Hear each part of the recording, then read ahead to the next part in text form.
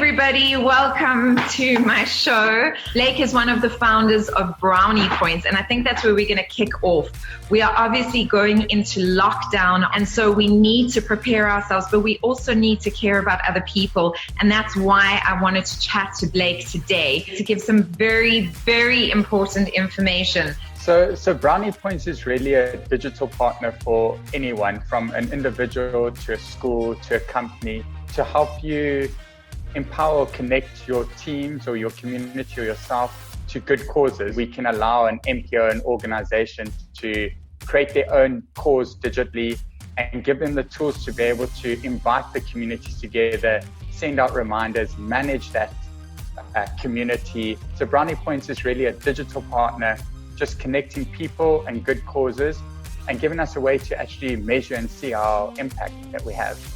There are people that are in less fortunate positions, and that's why I wanted to invite you onto the show, because so many people who are listening to this now are in the position to do something for other people.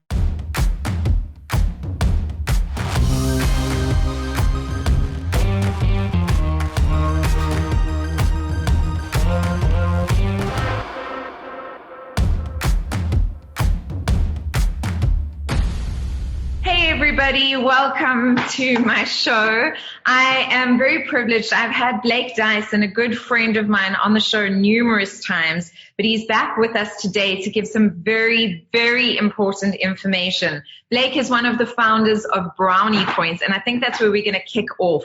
We are obviously going into lockdown on Thursday, and so we need to prepare ourselves, but we also need to care about other people, and that's why I wanted to chat to Blake today. So Blake, welcome. How are you doing? Thanks so much. I'm doing good, I suppose. It's a challenging time, so making the most of my circumstance. And while I have, I suppose, a salary and some sort of support, I'm trying to give back or support others while I can.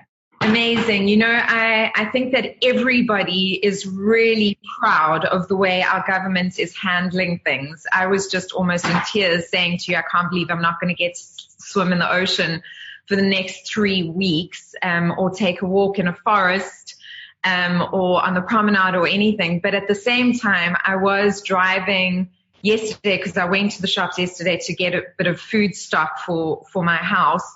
And it's exactly the right thing. People are not taking this seriously. There were people on the outside gyms literally like, hey, chilling out together, kind of just socializing as if nothing was happening. So I think that the government is absolutely doing the right thing. You've got a little bit more insight than I do. Is there anything you want to share? I think, so I've partnered up with a couple of people and looking at like our healthcare system. So we call it the front row. It's the people that are really facing this disease or this outbreak head on. And if you look at the numbers increasing, our hospital beds are limited, our staffing's limited, and then we face the crazy challenges that majority of our nurses have to catch public transport to get to work. And then our doctors and nurses are going to be engaging with people potentially carrying the disease or already sick from it, and then have to go home to their families. And like when you just start adding up these numbers and looking at it, it's super scary. And so if we can allow just that core team that need to look after us to be able to use the minimum amount of transport and the minimum amount of facilities and prevent that spread, and like it'll be so much easier to get under control. And I think if like a huge challenge to our environment is poverty, and like we're all going to suffer as little business and big business and unemployed people now. But if we're sick and we lose our health, we suffer hugely. There's no return from losing health. And so this is our only option, really. Yeah, I think that, the important thing there is I am painfully aware that I'm in a privileged position. I have somewhere safe and comfortable to ride out these next 3 weeks. There are people that are in less fortunate positions, and that's why I wanted to invite you onto the show, because so many people who are listening to this now are in the position to do something for other people. So many people who are listening right now have had the opportunity to go to shops and have the finances to stock up for the next 3 weeks so that they know they're going to get through the next 3 weeks. But there are a lot of people, and this is the majority of people that my heart has been aching for, and that I am concerned about, that we want to keep as safe as possible. And that is the population that is living in the townships at the moment. And we don't want them to be using any public transport at the moment. If they are still using it, I have appealed to people over and over again, please let your domestic workers stay at home. Please let them stay at home. Now it's going to be enforced, thank goodness. Please keep paying them. And we're going to talk about that as a Brownie Points just now.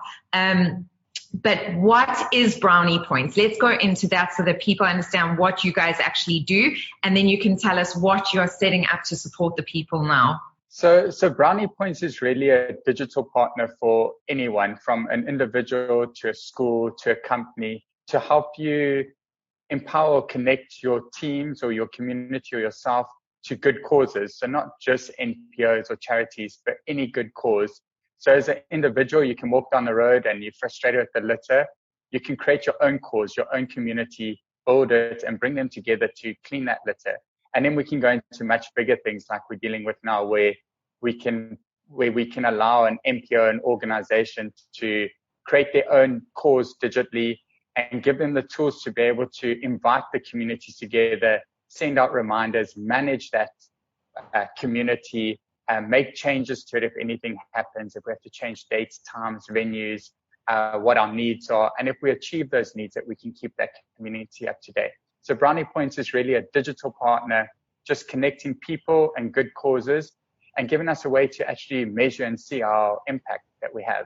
Amazing. So Brownie Points, what are the causes that are at the top of your mind right now that people should dive in and get involved in so that we can help as many people as possible? So there are thousands of causes happening around the country, and South Africans are incredibly giving and caring majority of the time.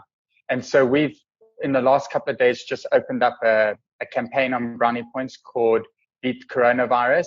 And I think I just saw a number pop up now, but we went to 30 causes, I think, on the system now, which ranges from everything. So we have like the basic causes, which we'll get into later, which is just things that any individual can do on a daily basis to help beat it. But we also, which we really need now with 2-3 days to go to lockdown, we have key causes where communities like we spoke about, like the underprivileged communities, they need resources. They need sanitizing products. They need healthcare products. They need food.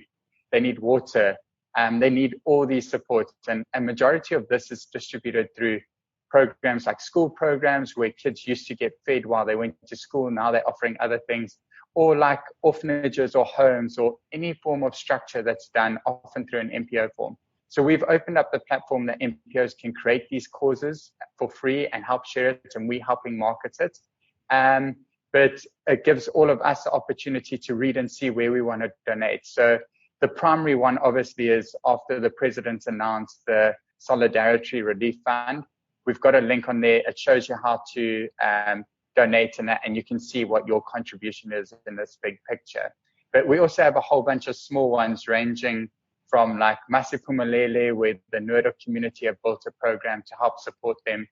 And we've been sent feedback and pictures of just, I think it must be over 5 big bucky loads of stuff just being delivered and supported, and this community like coming together. And you walk away from that like being like, we can beat this, like together we can definitely beat it. So there are loads of opportunities like that, and we're getting more every day on board. And then the other big one really is the animal shelters. Because people can't catch public transport, volunteers and staffing can't get to animal shelters. So it's not that they don't necessarily have kennels for them, it's that they can't look after these animals and they can't be left alone. So while we're stuck in our houses, is it not possible for us to look after them, to have company and to support? So we have, I think, 3 different animal shelters on board. I know Tiers have over 100 dogs they're trying to house.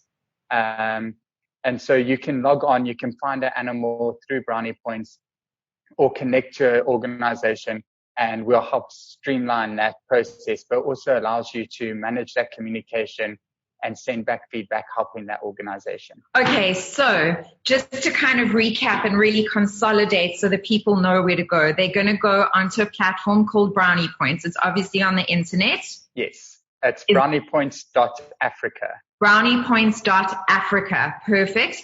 And there are numerous different things that they can do, but they can have a look through. Some of the major points that we really are encouraging people to do is still pay their domestic workers. Domestic workers, you know, my heart is aching for not only domestic workers, but for artists as well. You know, your hairdresser, your lash lady, you know, whatever it is, your beauticians, they are not getting paid. And they really rely. So what I really encourage every single person to do is dig into your hearts.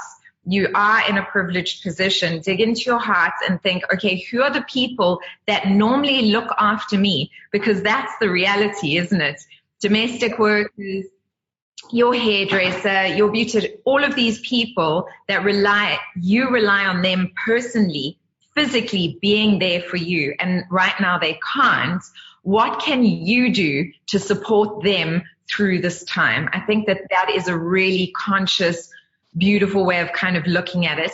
And then the people who you normally don't touch. So I love that shelters are opening their kennels and saying, come, let's foster. And I know that it's worked in so many places already. I've seen pictures of empty kennels all over Facebook, and it's so heartwarming because these puppies, these dogs, these old dogs, you know, they just need some love and care. A friend of mine adopted a dog that had been in the system for 7 years, Blake, 7 years.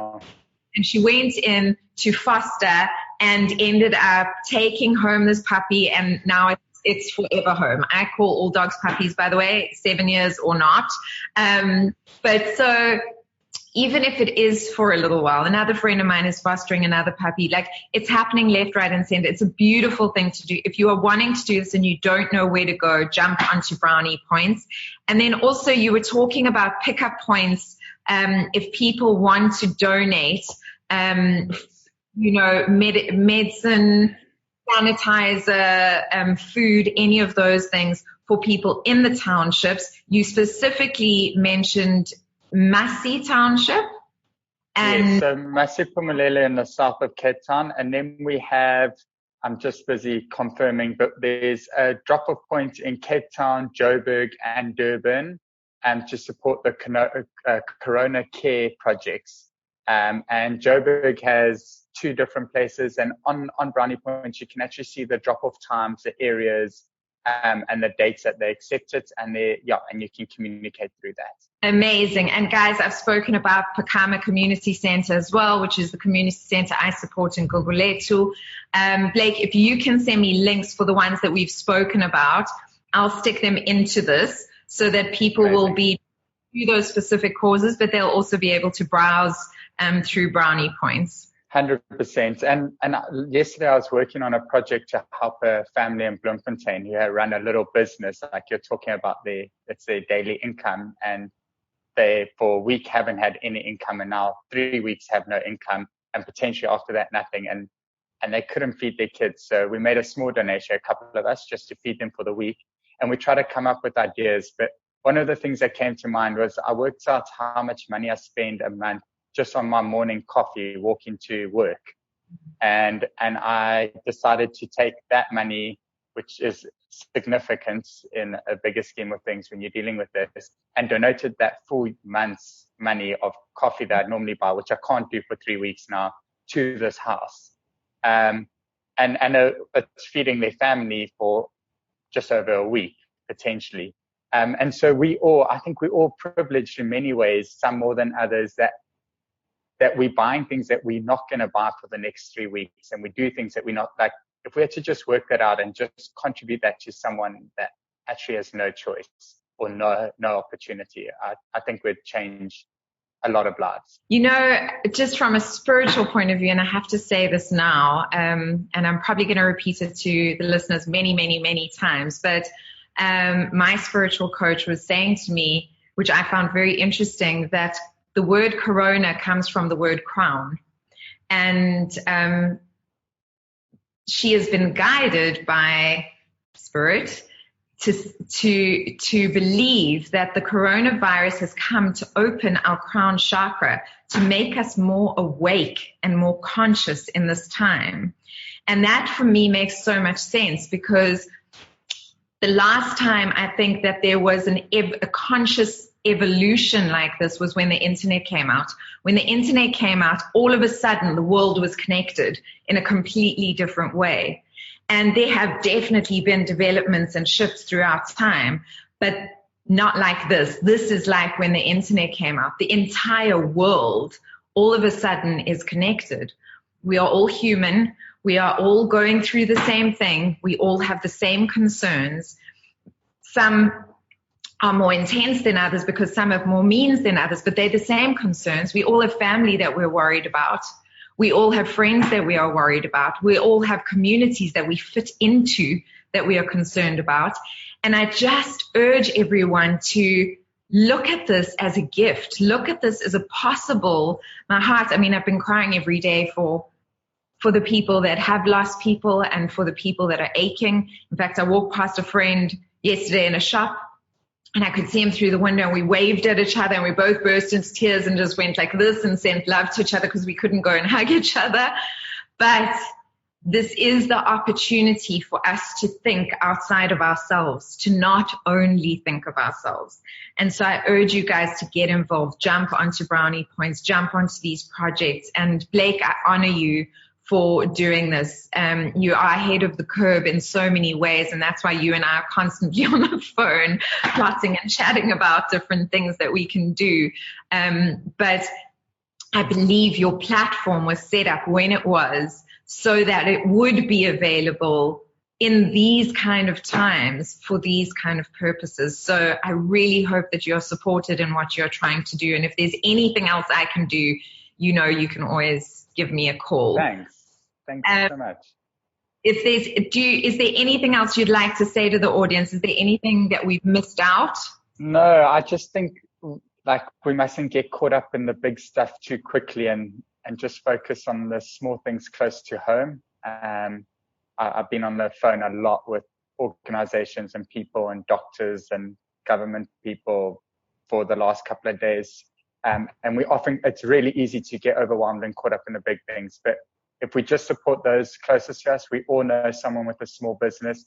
We all know someone, we either have a domestic worker or know someone with a domestic worker. We all know the car guard or the homeless person. Like we all know someone. And we have a big community that can really contribute just like at an arm's reach. And that's really where I think we should be focusing while we can without overwhelming ourselves. Absolutely agreed. And the best thing you can do for anyone if you can't give financially is stay at home, guys. Stay at home. Our hospitals have the potential of becoming very overwhelmed very quickly. So let's try and curb the spread of this disease and just send light and love and support to everyone. Blake, thank you so much for being with us today. Thank you so much. Have a beautiful day. And you too. Lots of love, my friend.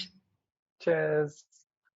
And to everybody listening, sending you all lots of love. I will be in touch again soon. If there's anything you guys want me to share, any topics, any information that you think is relevant to other people, that will help other people, please do get in touch. Much love, blessings, and light as always. Remember to be kind to one another, but be kind to yourself as well.